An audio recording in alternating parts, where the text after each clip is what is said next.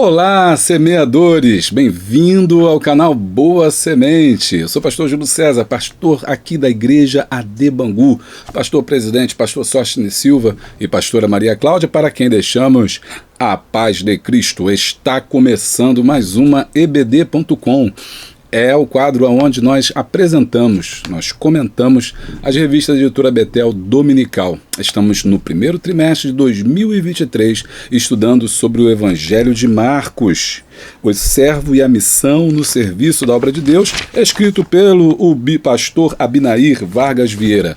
Estamos maravilhados, chegando já naquela partezinha onde a gente já começa a sentir saudade, porque temos aprendido muito aqui através do Evangelho de Marcos, né, o que apresenta Jesus como servo, e temos tirado lições aqui riquíssimas para o nosso crescimento espiritual. Tenho certeza que você tem gostado muito. Então, se você não é inscrito no canal, se inscreve no nosso canal. É muito importante você se inscrever. Batemos aí 30 mil. 30 mil. 30 mil. 30 mil. 30 mil inscritos. Muito obrigado a você, né? Quero já oferecer esse vídeo aqui em ação de graças pelos 30 mil inscritos que a gente já chegou. Mas se você não é inscrito, se inscreve, me ajuda a chegar aos 50 mil aí, né? Se inscreve no canal, deixa aí o seu comentário, é muito importante. Comentário que tem a ver com a lição, né? Porque tem um povo aí que vem fazer um comentário, não tem nada a ver com a lição. Pelo menos assiste o vídeo para você poder comentar, ou ler a revista para você poder comentar, né? Mas tudo bem, comenta que isso é muito importante. Você está comentando aí, participando aí, nos ajudando, isso é muito bom. Depois disso, você aí compartilha esse vídeo com 10, 15, 20 pessoas. Quanto mais você compartilhar, mais você vai me ajudar a levar e espalhar a boa semente. Ok? Então vai compartilhando aí com a sua igreja. Quando chegar no domingo fica muito mais fácil. Lembrando também que nós temos vídeos de jovens, hein? Da Conectar Mais. Está muito bom, está muito legal. Não deixa de assistir. É feito de jovens para jovens, né? O Lucas, o Rômulo, né? E eu, a gente coordenando esses meninos aí, tem feito um trabalho excelente aí para a revista de jovens, tá? Bom, eu vou agora para a vinheta e logo depois, quando a gente voltar, eu e você temos um encontro na presença de Deus. Quero apresentar um material muito importante, que é o que eu uso para poder comentar aqui as revistas. É uma dica, né, de um livro que eu vou deixar aqui para vocês, que eu tenho certeza que vai ser aí bênção, uma ferramenta aí a mais para você trabalhar, tá bom? Vamos à vinheta e logo depois a gente volta aí com força total, né? Roda a vinheta!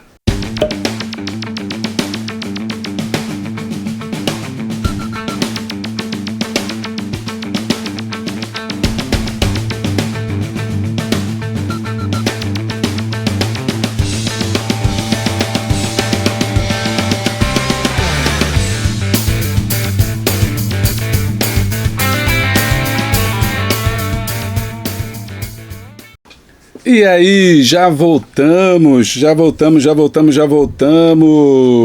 Hoje nós estamos aí na lição de número 7, né, já chegando aí no final, e estamos felizes. Se você quiser apoiar o canal Boa Semente, seja membro do canal Boa Semente, porque você vai ter vídeos exclusivos. Inclusive, eu coloquei agora um vídeo semana passada sobre a Palestina, né, no tempo de Cristo, lá para os membros assistirem, né? Hoje vai ser disponibilizado, essa semana vai ser disponibilizado para todo mundo, mas o membro assiste primeiro, tá bom? Você paga quanto você escolheu o valor e você cancela quando você quiser. Seu nome vai estar lá atrás, um sinal de muito obrigado.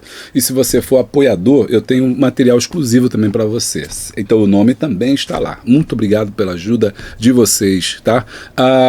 E você pode comprar os livros, inclusive eu vou indicar um hoje para você comprar pela Hotmart, ou fazer os nossos cursos aqui, principalmente o curso para professores Escola Bíblica Dominical. Tenho visto que está chegando um pessoal novo aí esse ano, foi escolhido pelo pastor, precisa fazer esse cursinho, faz esse cursinho aí que é muito bom aqui, online, você vai fazer no conforto da sua casa, vai receber o certificado, assiste no smartphone, no celular, no computador, no tablet, né? E é totalmente online, você vai gostar muito desse curso, vai te dar um embasamento muito legal. Estamos preparando já outros cursos aí para estar com vocês. Mas vamos aí à nossa lição. Eu quero agradecer pelas milhares de visualizações. Olha, está cada vez maior o número de pessoas que têm se juntado e tem me ajudado a levar a boa semente. Vamos lá, semeadores, vem comigo, deixa o like E não se esqueça, dá o glória. Aqui nesse canal é pentecostal, tem que dar glória. Bom, vamos lá, lição 7, a fé no servo. Deixa eu ver se está tudo certinho. Lição 7, a fé no servo, o evangelho dos milagres. Texto áureo, por isso vos digo que tudo que pedirdes orando, crede que o recebereis e tê-lo-eis. Marcos 11, 24. Verdade aplicada. Na vivência dos problemas e das adversidades da vida, perseveremos na fé cristocêntrica. Observe que eu já tiro daqui os pontos principais para a construção da minha aula. Vou mostrar isso para vocês. Objetivos da lição. Mostrar que a fé é fundamental para o milagre. 2. Ensinar que recorrer a Jesus é vivenciar milagres. E 3. Explicar que milagres são possíveis aos que creem. Texto de referência, Marcos capítulo de número 2. E alguns dias depois entrou outra vez em Cafarnaum, e soube-se que estava em casa. E vieram ter com ele, conduzindo um paralítico trazido por 4. E Jesus, vendo-lhes a fé, disse-lhe ao paralítico: Filho, perdoados estão os teus pecados. E estavam ali assentados alguns dos escribas que arrazoavam em seus corações, dizendo: Por que diz este assim blasfêmias? Quem pode perdoar pecados senão Deus? Ora, para que saibais que o Filho do Homem tem na terra poder para perdoar pecados, disse ao paralítico: A ti te digo, levanta-te, toma a tua cama e vai para a tua casa. Vamos falar com Deus?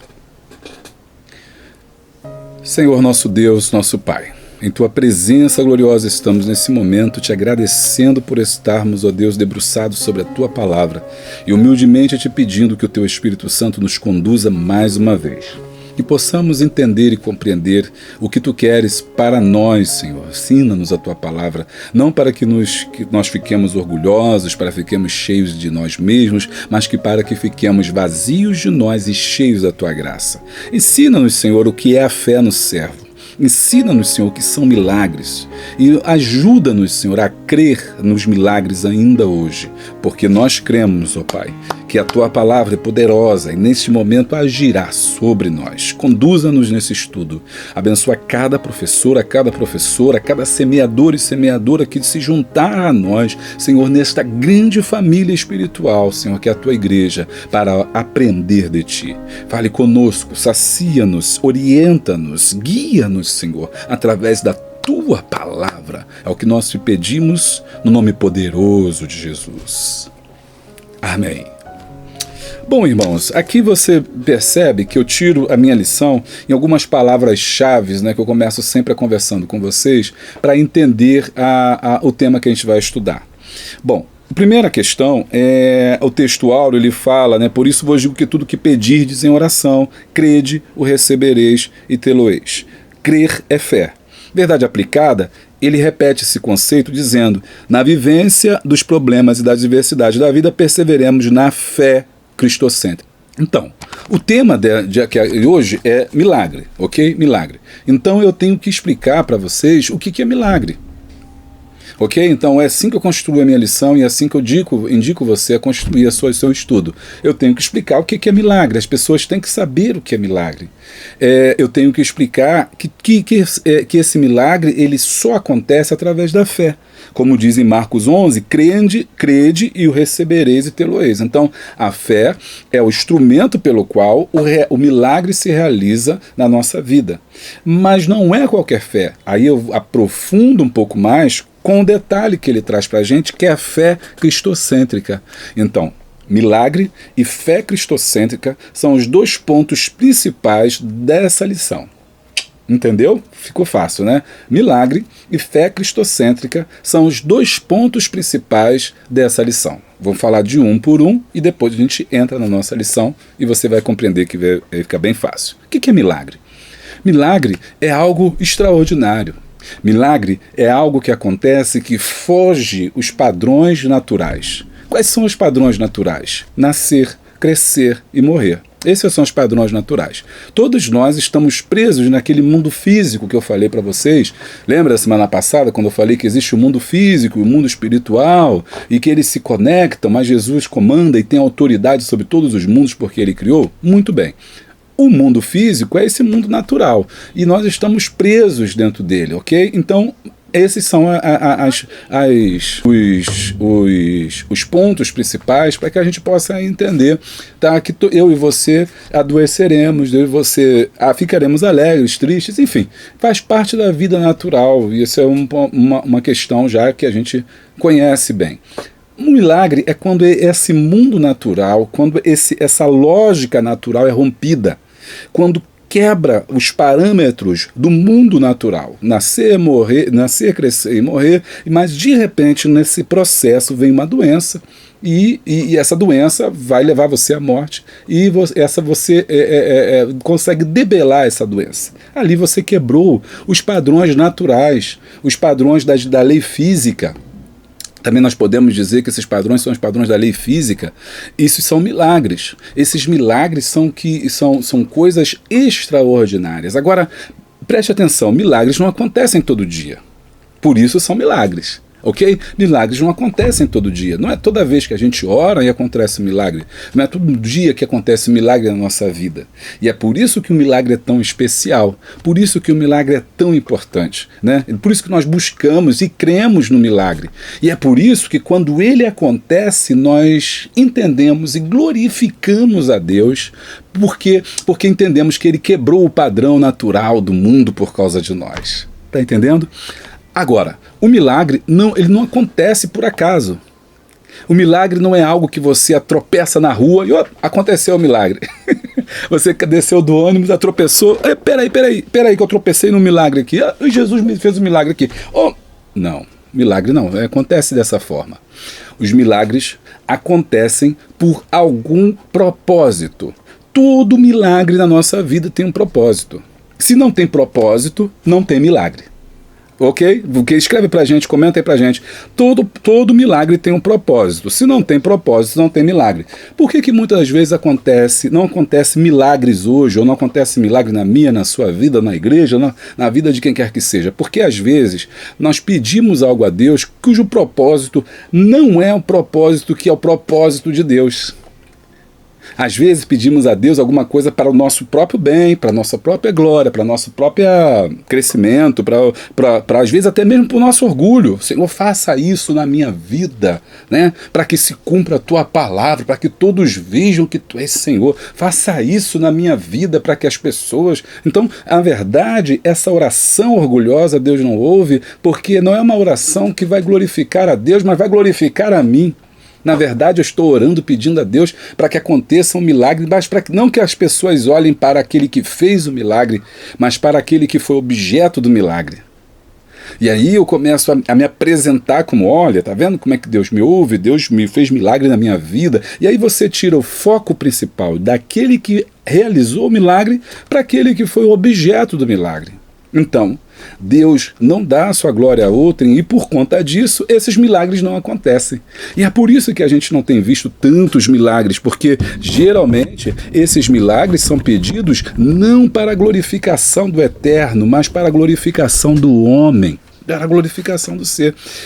Todo milagre tem um propósito. Todo milagre tem um propósito. Então, quando você for pedir a Deus um milagre, pense qual é o propósito desse milagre. E eu vou te dar uma dica. Você pode estar pensando assim, meu Deus, mas que propósito será esse? O propósito tem que ser a glória de Deus.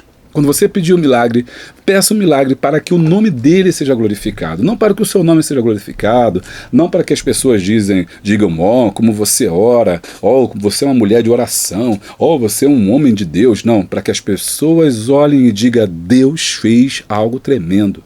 Como diz a Bíblia, grandes coisas fez o Senhor por nós e por isso estamos alegres. Qual é o propósito do milagre que você está pedindo? É para a glorificação de Deus? Então creia, você receberá. Porque todo milagre tem um propósito.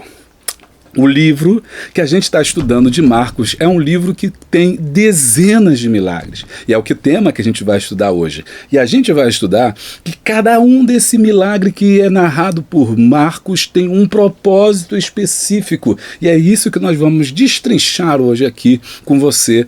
Por que Jesus está fazendo esse milagre? Calma aí. Você sabe que Jesus fez muito mais milagres do que os 18 mencionados aqui em Marcos, os 20 mencionados em Mateus, o número de milagres que tem. Jesus fez muito mais. Em João diz que o que ele fez é tanto que não caberia nos livros já foram escritos. Então, a gente sabe que ele curou muitos, mas nem todos entraram na narrativa de Marcos, nem todos entraram na narrativa de Lucas e nem de Mateus, que são os evangelhos sinóticos. Por que eles não entraram? Porque não serviam para o propósito para o qual aqueles autores estavam escrevendo. No caso de hoje, no caso do que a gente está estudando, nós estamos vendo Marcos sendo apresentado como servo.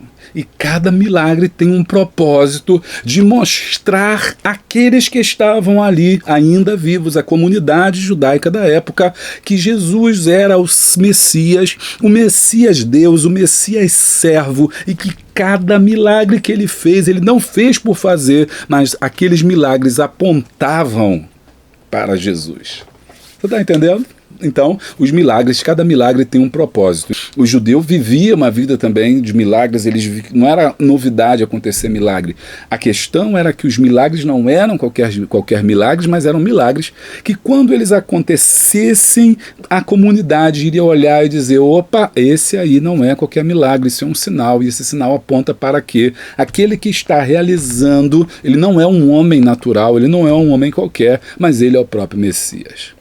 Mas hoje a gente não vai lidar com sinais, a gente está chamando isso aqui de milagres e está apontando para você que esses milagres, eles têm um propósito, e esse propósito era o de glorificar a Deus, ou, como a gente vai ver hoje também, além de glorificar a Deus, deixar pistas, deixar argumentos, deixar indícios, deixar modos de apresentar a Jesus, para que aqueles que ouvissem o Evangelho de Marcos ou que lessem o Evangelho de Marcos tivessem muito claramente em suas mentes que aquele era o que morreu e ressuscitou, Jesus, o Nazareno, o Messias, porque somente ele poderia fazer aqueles milagres.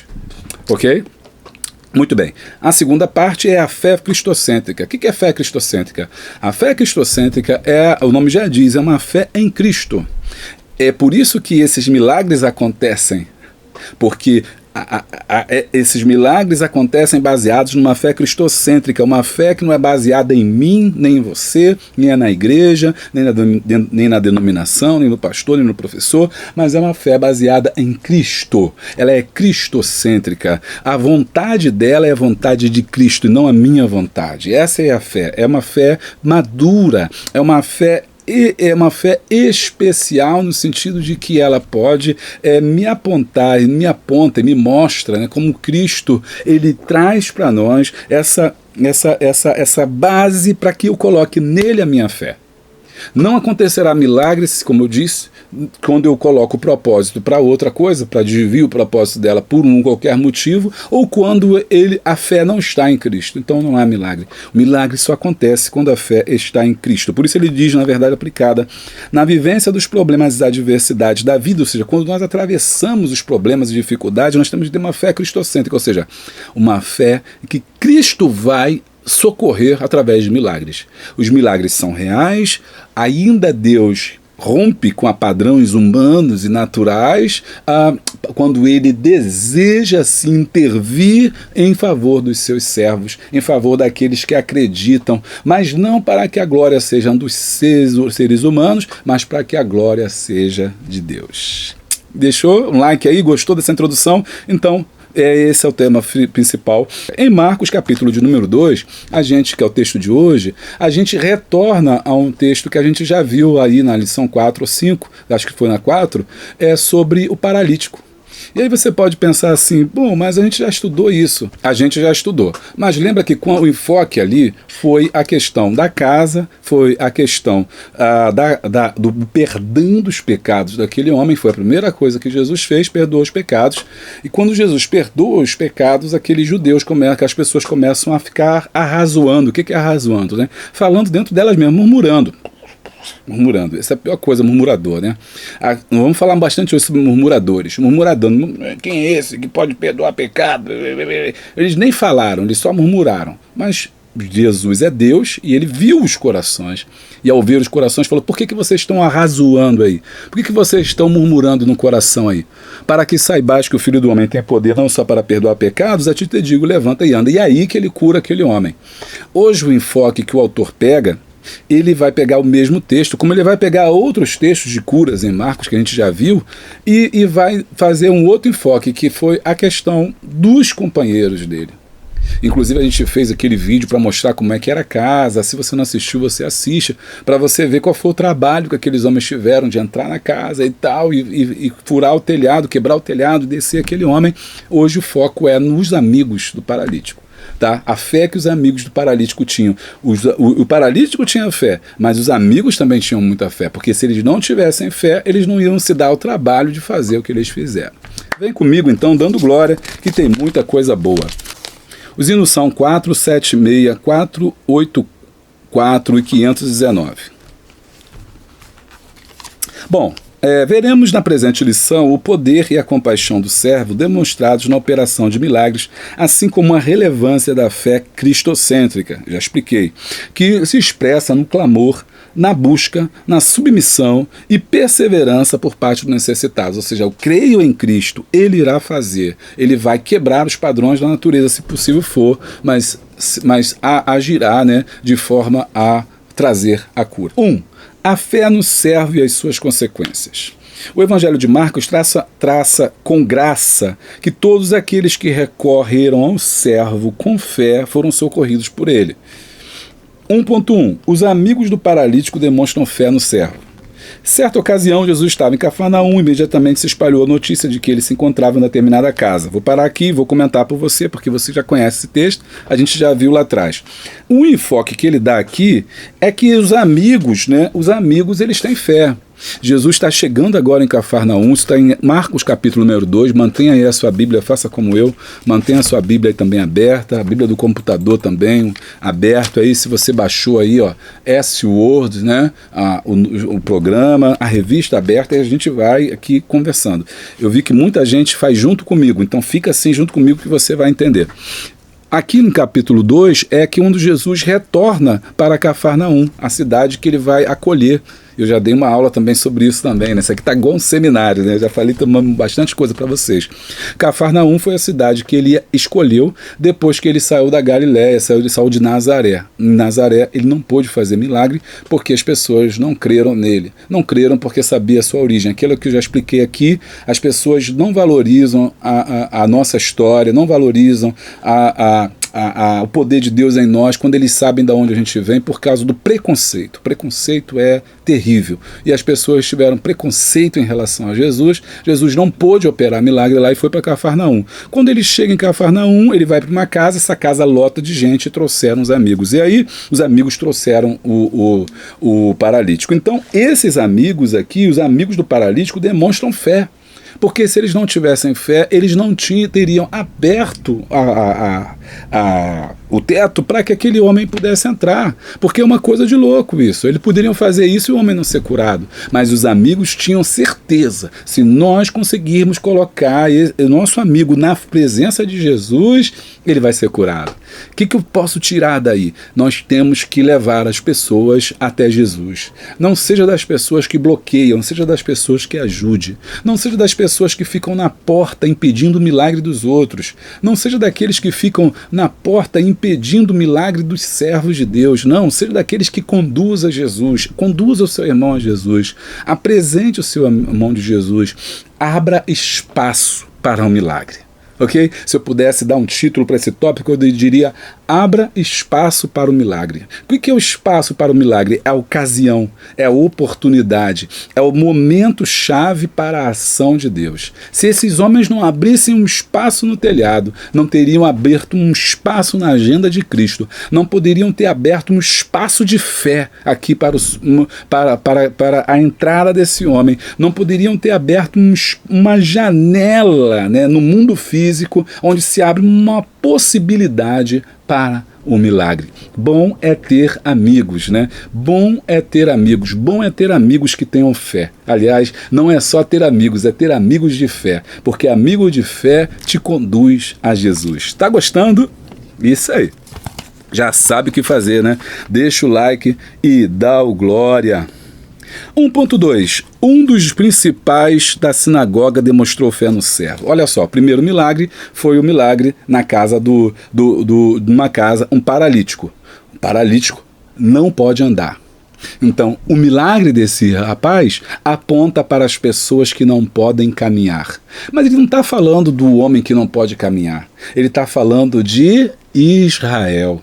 Israel é esse exemplo de que não caminha para Deus, não busca a Deus, está longe de Deus, está caminhando no lugar errado, os seus pés estão entrevados. Quando Jesus cura o paralítico, ele está querendo dizer assim, agora esse homem pode caminhar, agora esse homem pode andar, agora esse homem pode saltar, pode glorificar, ele pode andar na minha direção. Você está entendendo? Então a cura do paralítico não era só a cura do paralítico, mas apontava para aquele que curava as pessoas na possibilidade delas agora serem livres para caminhar na direção do mestre. Agora, no principal da sinagoga. Na passagem que Jairo recorre ao servo, podemos nos aprofundar sobre fé, pois toda a narrativa de Marcos mostra que Jesus é a esperança dos enganados. Ok, esta abordagem de um pai aflito nos mostra que o impossível pode acontecer quando Jesus intervém. Você crê? Você acredita que o milagre pode acontecer hoje? O milagre pode acontecer aí na sua casa, enquanto a gente está ministrando, ou quando terminar essa aula, tem milagre aí, você acredita nisso? Então, eu também creio, né? Se 2 ou 3 concordarem, será feito. Então, receba aí o teu milagre. Presenciamos neste evangelho que após Jesus curar um endemoniado de Cafarnaum, Marcos 1, 21 e 26, a cura de Pedro, a cura do leproso, a cura de Cafarnaum, paralítico de Cafarnaum, curar um homem que tinha uma mão mirrada, curar uma mulher que tinha fluxo de sangue. Ele agora ressuscita a filha única de um líder religioso, mostrando também que ele pode ter poder sobre a morte. Marcos 5, vamos lá rapidinho, Marcos 5, vamos ler aqui esse texto para você entender. Marcos 5, 35. Marcos 5,35. Estando ele ainda falando, chegaram alguns dos principais da sinagoga. Sinagoga era a casa onde se ensinava a lei. Ok? A sinagoga surgiu lá no período depois do cativeiro babilônico, quando Israel retorna, né, não tinha templo, e aí que vai ser reconstruído o templo, e nesse meio tempo foram construídas as sinagogas, que eram casas judaicas onde se lia a Torá, onde os rabinos ensinavam a lei. Então havia várias sinagogas espalhadas por ali. Esse homem, Jairo, ele era principal na sinagoga. Uau! O que quer dizer isso? Isso significa que ele era um judeu, isso significa que ele era um homem instruído, isso significa que ele conhecia a Torá, isso significa que ele era um homem importante na sociedade, porque ele era o chefe do principal, ele é o principal da sinagoga, era aquele que tomava conta da sinagoga, deveria dirigir o culto, deveria dirigir os estudos, ele dirigia o estudo da Torá, não era qualquer pessoa. Por que é importante esse homem? Porque ele não poderia estar seguindo a Jesus. Por quê? Porque Jesus ele era visto como um malfeitor, Jesus era visto como um arruaceiro, Jesus era visto como aquele que comia com os pecadores, Jesus era visto, estava no meio da multidão, dos leprosos, no meio de todo mundo que era impuro. Como é que Jairo, um homem que era da sinagoga, ele tinha que manter aquela postura, né? Jesus, ele tinha que fazer como os fariseus, ir lá só para fazer pergunta capciosa, aparecer lá para criticar Jesus, como os fariseus disseram. Lá em João capítulo 8 fala que os fariseus diziam que Jesus tinha demônio, chamava Jesus de endemoniado, criticava Jesus porque ele curou aquele homem. Lá em João capítulo 5, no tanque de Betesda, era sábado, e teve uma discussão tremenda, os sacerdotes, os religiosos da época ficaram alvoroçados, irados, porque Jesus curou no sábado. Jairo não. Jairo tem uma posição diferente. Jairo se prostrou diante de Jesus. Agora, você que está estudando comigo já entendeu. Esse milagre está aqui justamente para mostrar que Jesus veio para todos, inclusive para a elite religiosa da época. Porque aqui você percebeu que a gente está sempre metendo pau nessa elite, né? A elite religiosa da época, os fariseus, os saduceus, os príncipes da sinagoga, os escribas, eles não criam em Jesus, criticavam Jesus. Opa, peraí. Aí a gente até começa a pensar que Jesus nem deu atenção a esse grupo, ele veio só para a classe baixa. Não. O evangelho veio para todos, inclusive para os sacerdotes, para os religiosos da época. Porque o evangelho é abrangente, a graça é abrangente, é para todos. Aqueles que ouviram, quiseram. Aqueles que ouviram, não quiseram, são como a semente que não brotou, que não vingou.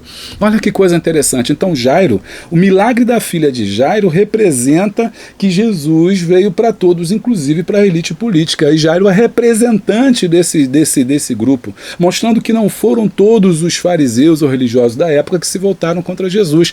Teve alguns que foram tocados pela palavra do Mestre. E é curioso aqui, eu queria que você estudasse depois, porque no meio do milagre de Jairo entra o milagre da mulher, da mulher do fluxo de sangue. Uma certa mulher havia 12 anos o fluxo de sangue. Essa mulher, 12 anos, aí ela entra. No momento que Jesus vai na casa de Jairo, essa mulher toca em Jesus, tem toda aquela questão, a mulher é curada. E Jesus fala, e quem me tocou? E porque de mim saiu virtude? A mulher se acusa, né, ali, porque Jesus queria trazê-la para o centro da discussão e curar também as suas emoções. E Jesus faz todo aquele milagre, alguém chega e fala assim, Jairo, já era, sua filha morreu. Mas Jesus, vendo isso, né, ele vai até lá, aleluia, ele vai até lá, né, e realiza o milagre, e aí, entrando, né, e não permitiu que alguém seguisse. Olha que interessante, estando ele falando, chegaram 5h35, alguns dos principais da sinagoga que disseram a Jairo, já era, não incomoda mais o mestre. E Jesus, tendo ouvido essas palavras, disse ao principal da sinagoga, não temas, crê somente. E não permitiu que alguém o seguisse, a não ser Pedro, Tiago e João. Aqui, ó, para a realização do milagre, nem todo mundo pode estar presente. Ele não levou todo mundo, Jesus não levou todo mundo, só levou os íntimos, o círculo íntimo dele. Nem todo mundo pode presenciar um milagre na tua vida.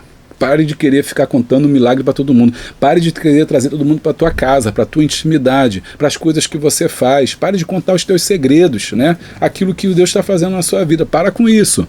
Aí Jesus não levou todo mundo, não. Levou só Pedro, Tiago, João para lá. Ficou Mateus, ficou um monte de gente de fora. Tendo chegado na casa, o principal da sinagoga viu o alvoroço. As mulheres já estavam chorando, já estavam pranteando. Com certeza contrataram as planteadoras, as carpideiras, que eram mulheres contratadas para chorar ali durante os velórios. E entrando disse, por que vos alvoroçais e chorais? A menina não está morta, mas dorme. Olha só. A mulher não está morta, mas ela está dormindo. E aí eles riram dele, começaram a falar e a rir, e tomando a mão da menina disse, Talita. Antes disso, porém, ele tendo feito sair, tirou todo mundo que estava lá rindo dele, né? Expulsa da tua vida, irmão, tira da sua vida, corta essa liberdade. Tirou todo mundo, tomou consigo o pai e a mãe da menina, porque ele não podia ficar só com a menina, trouxe os testemunhas do milagre, que eram aqueles que estavam interessados, que era o pai e a mãe, e entrou no quarto da menina, agora sim, porque ele estava com o pai e a mãe junto, tomou a mão da menina. Como é que Jesus fez um milagre bem pensado, né? Tomou a mão da menina e disse, Talita cumi, que significa menina, a ti te digo, levanta-te. Essa palavra foi uma palavra de revelação. Ele falou em aramaico aqui, dizendo Talita cumi, ou seja, levanta-te. A palavra entrou dentro dela e ela retornou à vida.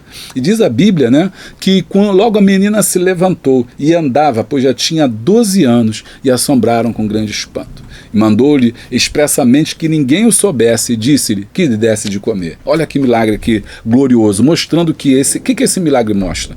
Ele aponta que Jesus também veio para essa elite política, essa elite religiosa, né? Essa elite religiosa também teve a oportunidade que Jairo teve de crer, de acreditar no Evangelho, e que Jesus é o Senhor da morte, a primeira ressurreição.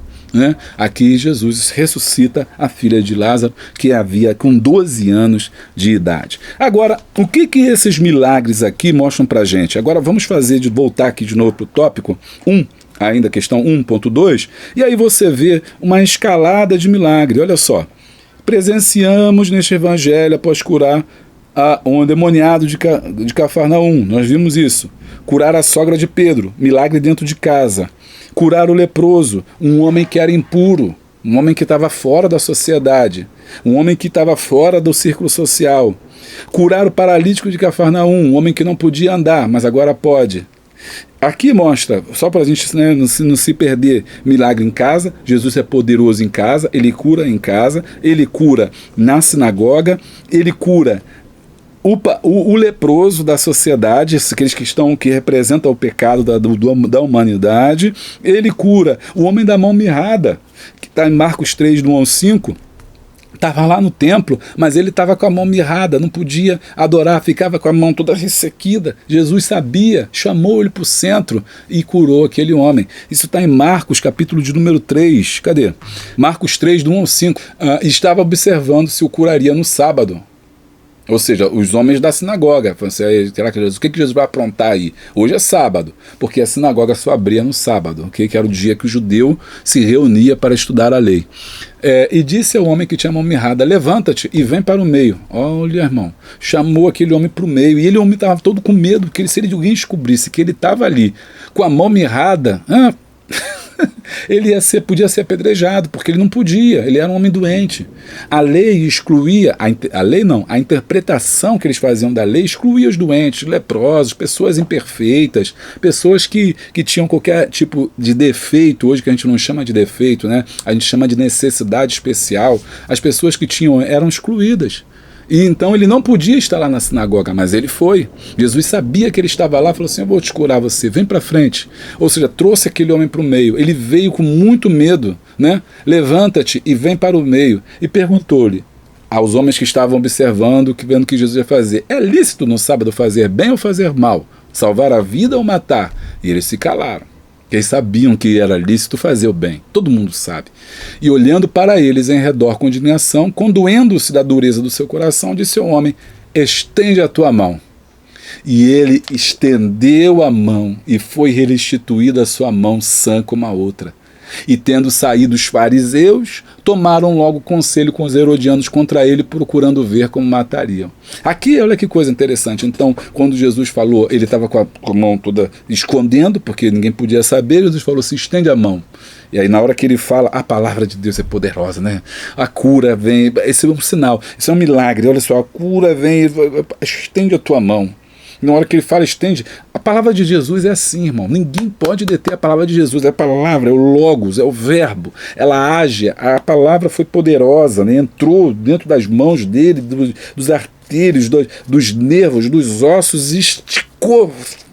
Pronto. A mão dele estava igual a outra. A mão dele estava igual a outra, ficou sã. Esse milagre representa, foi real, aconteceu realmente, mas tem um motivo. Qual o motivo? Mostrar que muitas pessoas estão com a sua vida espiritual também com a sua mão ressequida. Quantas pessoas com a mão ressequida, né? Não consegue pegar as coisas de Deus, não consegue abrir a mão para abençoar alguém, não consegue abrir a mão para ajudar alguém, não consegue abrir a mão para estender, para poder trazer paz para alguém, né? Ele está sempre com a sua mão ressequida, igual um broto de samambaia, todo enrolado, né? Representa também a nação de Israel. A nação de Israel estava assim, estava toda incrustada, toda ressequida, toda né, retorcida, mas pela palavra do Todo-Poderoso, do Messias, ela retornaria ao normal. E aí, já aparece aqui, Marcos dá para a gente o que as pessoas lá na sinagoga sentiram. Os fariseus que estavam presentes falavam assim: vamos matar esse cara aí, vamos ter que dar um jeito nesse cara aí, tá vendo? Tá curando no sábado. E aí tem o contraponto, então, por isso que Jairo é importante. Tem um milagre de Jairo, mostrando que nem todo mundo na sinagoga pensava como esses aí que queriam matar Jesus. Tinha gente lá que se converteu, que viu Jesus como ser mestre e o Messias. A doença da filha de Jairo fez Jairo pensar: e se Jesus puder curar minha filha? E se Jesus puder trazer vida a ela? Eu vou lá e vou me prostrar a ele. Ora, isso foi algo assim inédito. Por quê? Porque ele chegou, o fato de Jairo, um homem da alta sociedade religiosa, se curvar diante de Jesus foi algo assim tremendo, um sinal maravilhoso. Ele estava se rendendo a Jesus enquanto outros do mesmo grupo dele queriam matá-lo. Que coisa tremenda, né? Como que a gente, quando começa a estudar a Bíblia de forma séria, isso que eu estou fazendo com vocês aqui, alguém reclama, de vez em quando aparece um ou outro aí que fala, está demorando demais. Não, irmão, não é que está demorando demais, isso é Bíblia. A gente tem que ler com cuidado, com zelo.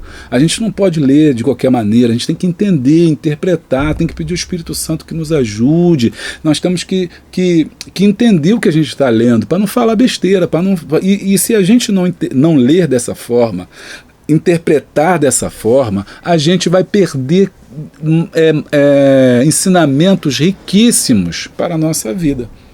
Ok? E aí tem os herodianos também. Quem são os herodianos? Os herodianos são os guardas do templo, né? Que eram os guardas de Herodes, e eles ficavam tanto para tomar conta do templo, para não ter arruaça, e também nas sinagogas. O Herodes mandou colocar esses homens lá para impedir pessoas forem lá roubar, furtar, pregar também, falar alguma besteira. Então tinha os guardas. Não podiam ser os guardas romanos na sinagoga. Por quê? Porque eles eram pagãos, os romanos eram ímpios. Então tinha que ser alguém que fosse de uma nacionalidade que não fosse dos romanos, não fosse o exército romano. Então era a guarda de Herodes, chamados de herodianos. São os mesmos que vão prender a Jesus quando ele, lá no finalzinho da sua história, são esses guardas que vão lá, os guardas do templo, chamados guardas do templo. Muito bem, então você vê aqui que é uma escalada de milagre. Curou o paralítico, sinal que Israel não consegue andar. Curou o homem da mão mirrada, Israel está com a mão ressequida. Curou a mulher que tinha fluxo de sangue. Aqui a mulher que tem fluxo de sangue também simboliza alguém que está perdendo vida, está esvaindo vida, né? Uma mulher esvaindo vida, Israel esvaindo sangue, perdendo vida, né? Ela tá morrendo aos poucos. Ela encontra a morta viva encontra o Jesus vivo, né? A vida viva. Vamos de novo, ficar bonito. A morta viva encontra o vivo, Jesus vivo. A morta viva encontra a vida viva. Saiu. A morta viva encontra a vida viva. Jesus, né? Então, quando se encontra, ela toca, a morta viva encontra a vida viva, e então a vida viva transfere poder para a mulher que estava morta, e ela é estancado o seu fluxo de sangue. Há uma transfusão de um sangue espiritual aqui de Jesus, aleluia. E simboliza quem? Também aponta para Israel, né? A pessoa que estava aqui morrendo sem perceber, já tinha feito de tudo. Já tinha gasto tudo que tinha e estava lá para morrer. Tinha uma das mãos mirradas, curou a mulher de fluxo de sangue, e a última agora foi a filha de Jairo, representando a elite de Israel. Tá gostando aí? Tá entendendo como é que os milagres são? Todos eles têm um propósito. Uma estrangeira demonstrou fé no servo. Agora, olha só que esse milagre interessante. Marcos diz que a intenção de Jesus ao entrar em uma casa, nos termos de Tiro e Sidom a gente viu, né, no vídeo passado, lá no alto, né, lá no norte de Israel, outra nacionalidade. A gente aprendeu já que Tiro e Sidom eram cidades fenícias, que os fenícios eram importantes comerciantes, eles eram importantes navegadores, foram os primeiros navegadores que existiram, então era uma cidade muito importante, mas ela também vinha gente de lá da Tiro Fenícia para vir para Israel atrás de Jesus. Nós aprendemos também, que você pode não ter assistido essa aula, mas eu não custa nada eu repetir para você, que eles fizeram um acordo no tempo de Salomão, e por conta desse acordo no tempo de Salomão, Salomão conseguiu trazer madeira, né, que vem de Tiro e de Sidom, madeira do Líbano, madeira muito importante, madeira fundamental para a construção do templo. Mas por outro lado acabou adotando os deuses aí pagãos, os deuses dele, sobretudo Baal é um que vem junto nesse pacote. Essa mistura, né, cultural acaba sendo prejudicial, espiritualmente prejudicial, porque trouxe uma cultura estrangeira. Economicamente foi bom porque Israel lucrou com isso. O fato é que no tempo de Jesus, Tiro e Sidom estavam muito empobrecidos, então eles também estão passando por uma grave crise econômica. Isso faz com que muita gente abandone a região e vá em busca de Jesus. E uma dessas vem uma mulher. É curioso observar que Jesus contrapõe de maneira, no mínimo curiosa, o pedido dessa mãe. né? Marcos 7, 24. Vamos direto aqui para o texto para a gente ganhar tempo. Marcos 7, 24. Abre a sua Bíblia aí. E levantando-se dali foi para Tiro e Sidom, e entrando numa casa, milagre dentro de casa. Não queria que alguém o soubesse, mas pôde esconder-se. Por que Jesus estava vindo para cá? Essa mulher Tiro Fenícia, né? Por que Jesus estava vindo para cá? Jesus, quando vai para Tiro e Sidom, aqui nesse momento aqui, ele está extremamente cansado. Você só vai entender por que Jesus fala isso para a mulher. Essa passagem, né, remonta ao seguinte: Jesus está nessa casa, essa mulher, uma mulher que tinha um espírito Tiro e Sidom, entrando na casa, não queria que alguém soubesse, mas não pôde esconder-se, porque uma mulher cuja filha tinha um espírito imundo, ouvindo falar dele, foi e lançou-se aos seus pés. E esta mulher era grega, Cirofenícia, de nação, e rogava-lhe que expulsasse de sua filha o demônio. Mas Jesus disse: deixa primeiro saciar os filhos, não convém tomar o pão dos filhos e lançá-lo aos cachorrinhos. Ela, porém, respondeu e disse-lhe: sim, Senhor, mas também os cachorrinhos comem debaixo da mesa as migalhas dos filhos. Então ele lhe disse: por esta palavra, vai. O demônio saiu da sua filha. E indo ela para a sua casa, achou a sua filha deitada sobre a cama e que o demônio já tinha saído. Quando você lê esse texto assim, dessa forma, sem conhecer o contexto, você acha: uau, que palavra dura que Jesus deu, né? Não convém pegar o pão e do filho e dar para os cachorros. Comparou a mulher com o cachorro. E a gente sabe que naquela época o cachorro era mal visto na sociedade também judaica, né? Eles agradeciam a Deus por não nascer cachorro, né? 3 coisas que eles agradeciam: eu agradeço a Deus por não nascer mulher, agradeço a Deus por não nascer escravo e agradeço a Deus por não nascer cão. Olha só que coisa, a oração, né, que eles faziam na época lá, extremamente preconceituosa, horrível, que eles faziam, porque eles não gostavam, achavam que o cão representava todas essas nações, né, que não eram judaicas. Para eles representava cães, né? Olha a cabeça, né, das pessoas da época, dos judeus da época. Mas enfim, então Jesus responde dessa forma, comparou a mulher com o cachorro. Aí você pensa assim: mas que palavra dura. Mas vamos entender o texto dentro do contexto. E qual é o contexto acontecendo? Olha, se você for ver Marcos 6, você vai ver a multiplicação dos pães, você vai ver a questão do Genezaré, dos enfermos em Genezaré. E aí, quando você pega Marcos 6, o versículo 50 ao 56, você vê que Jesus está exausto. As pessoas estão correndo atrás de Jesus, tocando em Jesus, importunando Jesus. Olha só o que diz assim. Vamos lá, para você entender o 7, vamos lá no 6:54. E saindo eles do barco, logo o reconheceram. Jesus tinha atravessado o mar, desceu com seus discípulos ali em Genezaré, e aí pronto. Aí começou o povo: é Jesus, começaram a correr.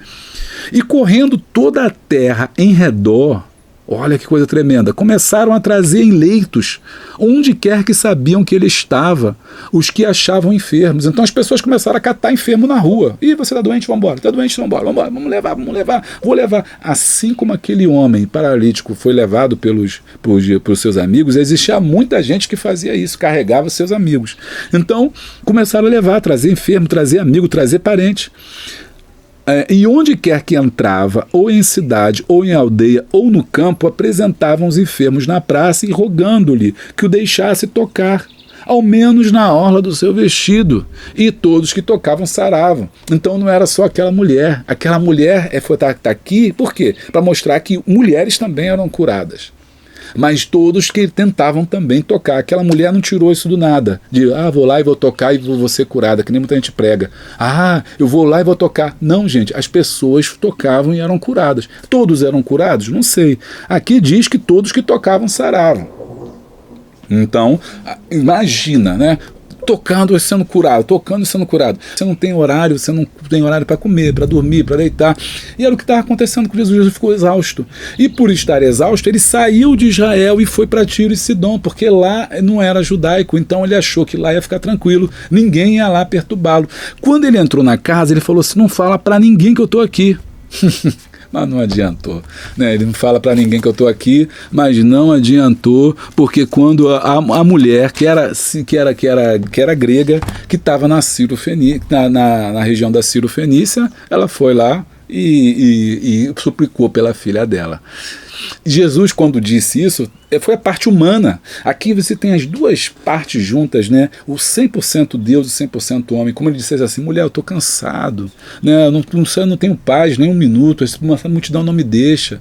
Você nem judia eu não vim para vocês. É como isso que ele quis dizer. De repente a mulher deu essa palavra, mas os cachorros também comem da migalha. Opa, essa mulher é uma mulher diferente.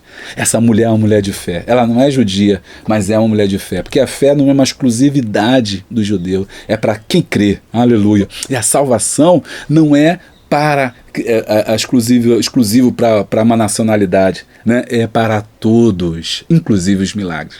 Então, você que já está estudando comigo há um tempo já entendeu que esse milagre foi para demonstrar que a graça, que o amor, que a bondade, que a cura não era exclusividade apenas de Jerusalém, da parte de Nazaré, da Cafarnaum, dos judeus, não. Também extrapolava os limites de Israel, as cercanias de Israel, né? Por quê? Porque outras nações também eram atingidas, outras nações também eram agraciadas como essa mulher, que tinha contra ela o fato de ser mulher, tinha contra ela o fato de nem ser judia, mas mesmo assim ela alcançou a sua cura. E olha só como é que Jesus fala para essa mulher, né?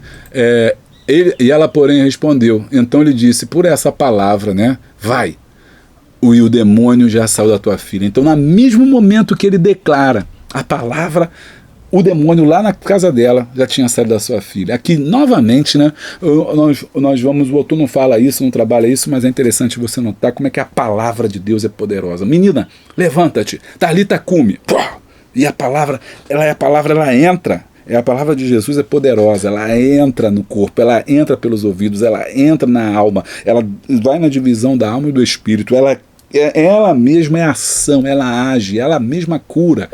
Ela não manda curar, ela mesma cura. Então ele fala assim: demônio, vai. O demônio lá 600 34, 50 quilômetros de distância, ele abandona, porque o espírito é isso, né? Não tem limite geográfico para ele. Tá gostando? Deixa o like e dá o glória. Vamos recapitular então aqui. Concernente ao tópico número 1, complete. Todo milagre acontece com um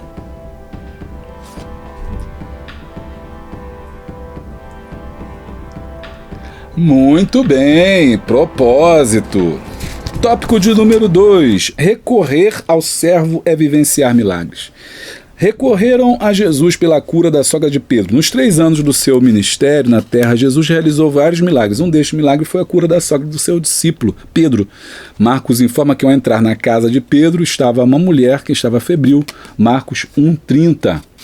Diante da seriedade do problema, Jesus não hesita em ter misericórdia dessa mulher. Então, chegando-se ela, tomou-a pela mão, levantou-a e a sua febre a deixou e servia. Marcos 1,31. Por que Jesus curou a sogra de Pedro? Pastor, o senhor já explicou que todo milagre tem um propósito, que todos esses milagres tinham um motivo pelo qual foram realizados. Jesus não ficava distribuindo milagre avanço. Ei, quem quer milagre? Quem quer milagre?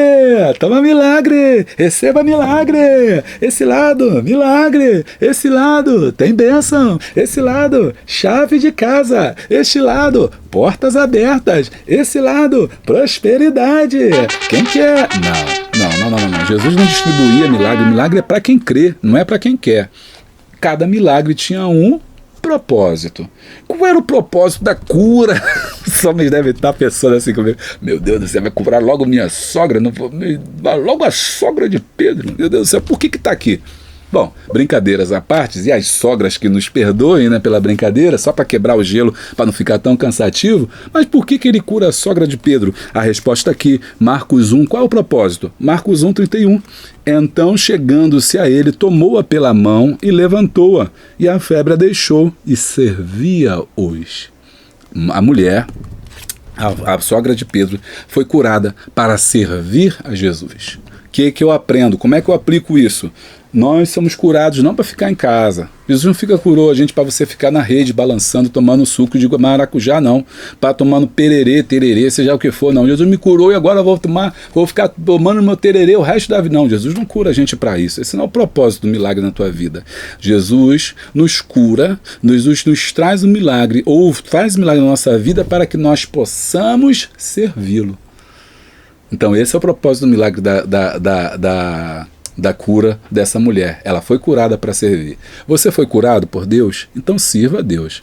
Às vezes muita gente, né, é curado por Deus, ou recebe o milagre e abandona o Senhor. É muito triste, né? É muito triste saber que tem pessoas que infelizmente agem assim.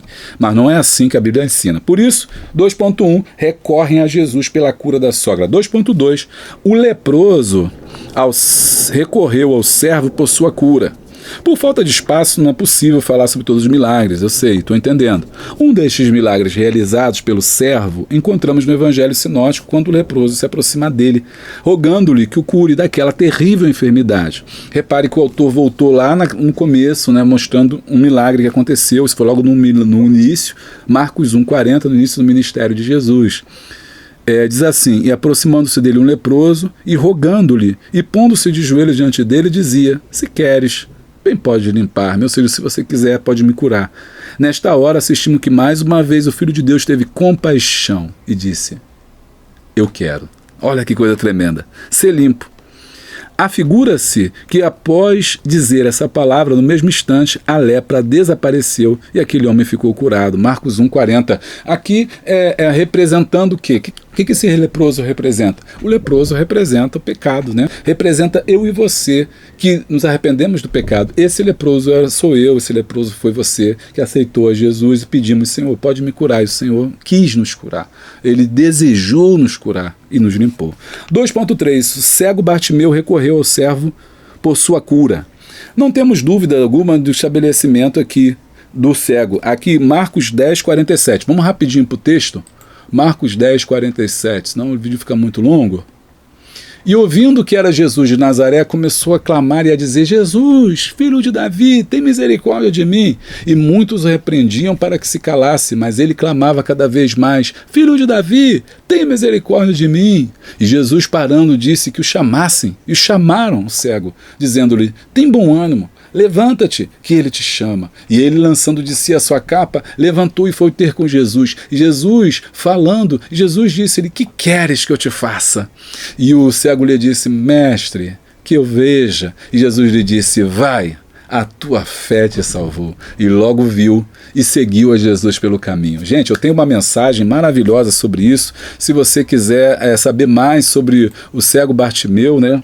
Não dá tempo da gente, o vídeo fica muito longo se a gente pudesse falar aqui, mas eu quero que você assista lá, que você veja essa mensagem para você entender todo o contexto riquíssimo. A mensagem é: Bartimeu, você não precisa disso. Assiste essa mensagem, que é 20, 25 minutos, é áudio, mas você vai entender a profundidade desse milagre. Aqui, rapidinho, só vou falar aqui para vocês sobre esse homem chamado Bartimeu. Bartimeu, Bar é um prefixo que significa filho de, então ele era filho de Timeu, não? Um filho de Timeu, um homem que era cego. Alguns dizem que ele não era cego de nascença, ou seja, ele não nasceu assim, mas ele, de algum motivo, ele se transformou em cego. Ele viu que Jesus estava passando. Estava na última semana de Jesus, estava entrando na cidade de Jerusalém, vindo ali de Betânia, e ele passa pela região de Jericó, e então esse homem começa a gritar: Jesus, filho de Davi, tem compaixão de mim. Jesus, filho de Davi, tem compaixão de mim. Jesus, filho de Davi, tem compaixão de mim. Aí ele começou a clamar, e aquela multidão que a gente aprendeu que fica seguindo Jesus para tudo quanto é lado, começou a falar e reclamar, mandar ele calar, mas quanto mandava ele calar, mais ele clamava, né? E aí Jesus falou assim: quem está me chamando? Manda ele, chama ele aqui. E aí ele chamou, o cego entrou na presença dele, ele perguntou: o que tu queres que eu te faça? Ah, Senhor, que eu veja. E ele: vai, tua fé te salvou. É interessante que Jesus não curou, não liberou uma palavra de cura, liberou uma palavra de salvação. Mas no momento que liberou a palavra de salvação, ele foi curado. Por quê? Você vai ter que assistir o vídeo lá para você ver por que aconteceu isso. Mas muito bem, o que é interessante aqui, que eu quero chamar aqui para você, por que esse milagre ocorreu e por que Marcos relata? Porque é o único lugar em que A divindade de Jesus foi reconhecida. Bartimeu, um homem cego, um homem abandonado, um homem que estava na rua ali, na sociedade, mas é o único que viu Jesus como filho de Davi. Uns chamavam de Nazareno, outros chamavam de Galileu. Você está fedendo a peixe, você é filho de Maria, filho do carpinteiro, e Nazaré ele foi expulso, queriam matar Jesus na sinagoga, achavam que até que ele tinha demônio, comia com pecadores. Então, Jesus era desprezado, mas esse homem não, ele viu a divindade, ele viu o que ninguém estava vendo. Compreende que isso não é um milagre qualquer? E o Marcos, ao colocar essa narrativa, ele não colocou por acaso, nada é por acaso, mas porque ele quer ensinar que Jesus é o Filho de Deus e quer ensinar que esse cego enxergava muito mais que aquelas pessoas da época. Dá pra gente pensar, né? Dá pra gente pensar. Quais são as 3 principais curas apresentadas no tópico 2? Fácil, hein?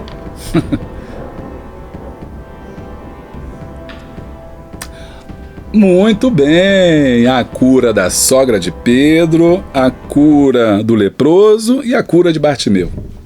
Tópico 3, mas não sem antes, deixa eu mandar meu abraço aqui às pessoas que têm nos ajudado. Faz um pix para mim. E nessa semana quem nos ajudou foi Novaes de Oliveira Pereira. Muito obrigado. A segunda pessoa que nos ajudou foi Robson Leite Duarte. As pessoas estão fazendo pix. Muito obrigado. E quando você fizer, manda um zap 96517-2154 e fala que você está fazendo a contribuição, manda o comprovante. Eu quero ler o seu nome aqui. E também é importante você identificar e falar lá e tal, né? E esse é o número, né? E também esse é o número do nossa chave do Pix, 96517-2154. Faz um Pix para mim. E por falar em Pix, né, eu quero falar para vocês do livro que eu uso, Espada Cortante. Aí você vai olhar assim e falar assim, meu Deus, que livro velho. Não, eu estou mostrando isso aqui para você ver que eu sempre estudei a Bíblia. Esse aqui é um livro da minha mocidade. É claro que hoje tem várias edições mais novas, mais bonitas, mas isso aqui é antigão mesmo, ó.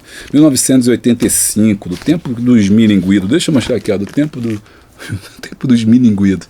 É brincadeira não. Esse livro é um livro sensacional, do Orlando Boyer. E ele é legal se você comprar, porque nesse volume aqui, ele tem comentários de Daniel, Apocalipse, Mateus e Marcos. Olha só, num livro só, você tem quatro livros comentados. Daniel, Apocalipse, Mateus e Marcos. São 2 volumes, volume 1 e volume 2. Você não precisa comprar os 2 juntos. Compra primeiro o volume 1 e depois compra o volume 2. Onde você adquire o seu, porque esse é meu? Na Hotmart. O link está aqui embaixo. Tópico 3. A fé no servo nos mantém firmes. Aí no tópico 3, ele vai falar sobre a fé, que a gente trabalhou lá no começo, falando sobre uma fé cristocêntrica. Ok. 3.1. A fé no servo realiza o impossível. E aí ele fala ele retorna um pouco, né, sobre a questão de Tiro e Sidom, Mar da Galileia, o fluxo de sangue. Ele vem contando tudo de novo como se fosse um grande resumo, mas ele vai abordar o tema da fé. Marcos, capítulo 7, versículo 34. E vamos ler esse texto rapidinho também, que é importante. Marcos 7, um outro milagre interessantíssimo. Versículo 34 em diante. Começa no 32. E trouxeram-lhe um surdo que falava dificilmente, e rogaram-lhe que pusesse a mão sobre ele. Esse homem, na verdade, era surdo. A dificuldade da fala dele era porque ele não ouvia. A ciência já comprovou que muitas pessoas que são mudas, na verdade, são algumas pessoas, alguns casos, porque na verdade não ouvem. Então, se você não ouve, você não consegue reproduzir a voz. Você não consegue reproduzir uma palavra que você nunca ouviu. Então faz apenas aqueles sons. Esse homem falava de forma difícil. E tirando a parte, olha só como é que é o processo de cura. Isso é interessante, isso é muito interessante, eu sei que o vídeo está, mas fica comigo que é importante, isso é muito importante. Você observa que Jesus não faz sempre da mesma forma. Por quê? Porque senão daqui a pouco alguém cria uma doutrina. Não, para Jesus curar tem que fazer assim, tem que fazer assim, tem que fazer assado. Não existe padrão. Jesus curou de N maneiras, da maneira que ele quis, da forma que ele quis. Ok? Esse homem aqui, Jesus tirou para fora. Chamou para fora da multidão e tirando a parte de entre a multidão, pôs-lhe o dedo no ouvido e cuspindo tocou-lhe a língua. Olha só que coisa diferente, né? Difícil da gente até entender para nossos padrões. E levantou os olhos ao céu e suspirou. E disse, Efatá.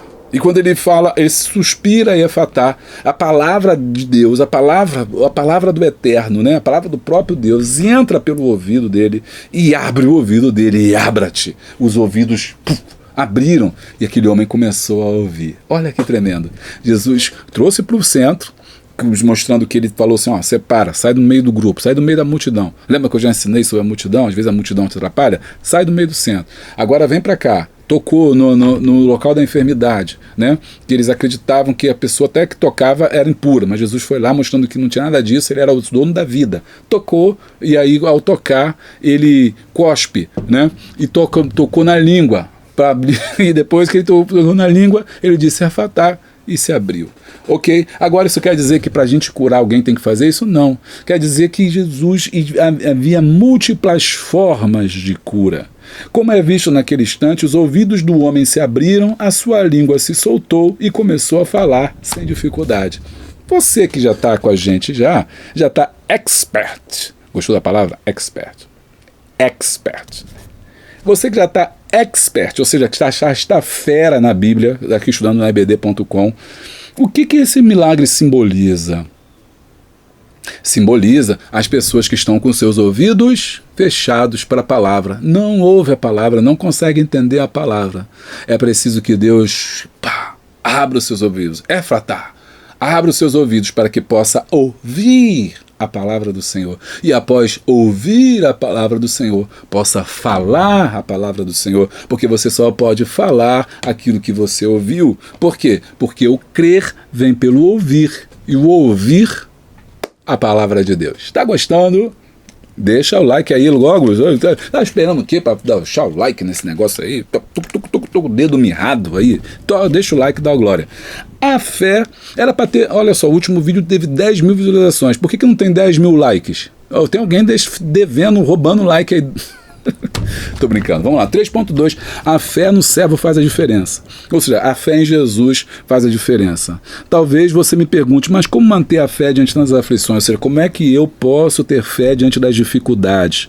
Aí ele responde, para que sejamos bem compreendidos, é bom que se diga que quando sentirmos que estamos enfraquecidos na fé, devemos pedir a Jesus que não nos deixe descuidar, de nos sustente na direção certa. Assim a nossa fé estará sempre em ascensão e fará com que não nos aflijamos diante das dificuldades, não se angustie diante das incertezas. Nesse sentido, devemos orar e crer para nosso Senhor não há impossível, porque nossa fé em Deus fará toda a diferença. Ou seja, o que ele quer dizer aqui no tópico 3.2 é que nós temos que ter fé no milagre, mesmo diante da dificuldade, mesmo diante da diferença, das aflições da vida, das condições contrárias, das situações precárias que nós estamos vivenciando. Nossa fé tem que ser inabalável, porque a nossa fé não está em mim, no homem, no canal, no YouTube, no pastor, no pregador, não. Nossa fé está em Jesus, uma fé cristocêntrica.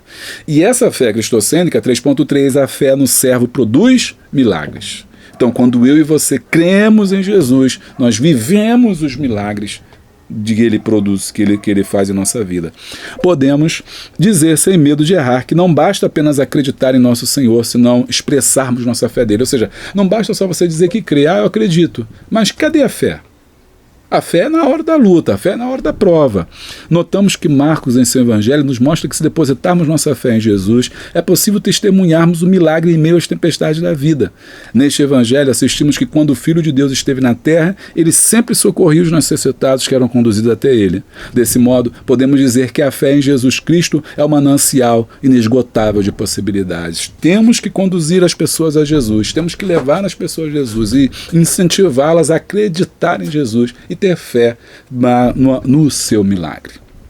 Pergunta concernente ao tópico 3, qual é o tipo de fé que proporciona os milagres?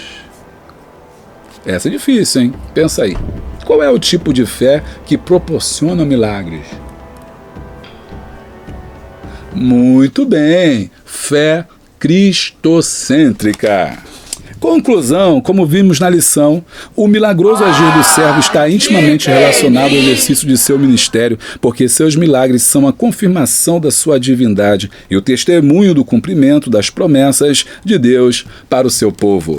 Muito bem, vou ficando por aqui. Se você não é inscrito no nosso canal, se inscreva no nosso canal, deixa o like, dá o glória. Clica no sininho em todas as atualizações, assim, sempre tiver uma coisa nova, você vai ser avisado. Beijo grande, abraço forte e a paz!